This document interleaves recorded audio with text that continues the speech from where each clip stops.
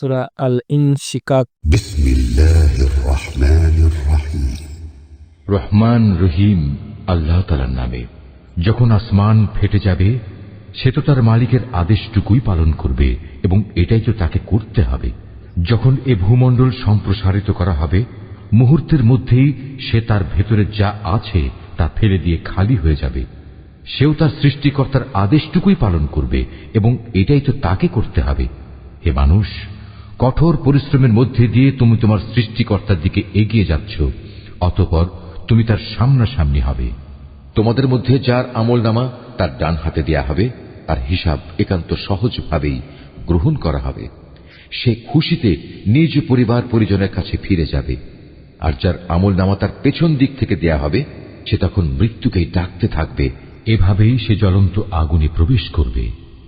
অথচ দুনিয়ায় সে নিজ পরিবার পরিজনের মাঝে আনন্দে আত্মহারা ছিল। সে নিশ্চিত ভেবেছিল তাকে কখনো তার মালিকের কাছে ফিরতে হবে না। হ্যাঁ, আজ তাই হল।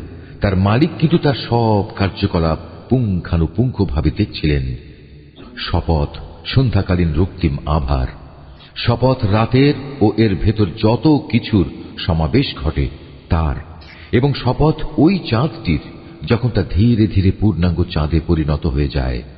তোমাদের অবশ্যই দুনিয়ার একটি স্তর অতিক্রম করে মৃত্যুর আরেকটি স্তরের দিকে এগিয়ে যেতে হবে। এদের হয়েছে কি? এরা কেন মহান আল্লাহর উপর ঈমান আনে না? আর এ কোরআন যখন এদের সামনে পড়া হয়, তখন কেন মালিকের সামনে এরা সাজদা অবনত হয় না? এ অস্বীকারী ব্যক্তিরা একে মিথ্যা প্রতিপন্ন করে।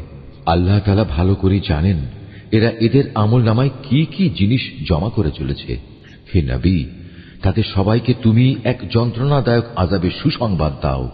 তবে হ্যাঁ, যারা আল্লাহর উপর ঈমান এনেছে এবং ভালো কাজ করেছে, তাদের জন্য আল্লাহ তাআলার অফুরন্ত পুরস্কার রয়েছে।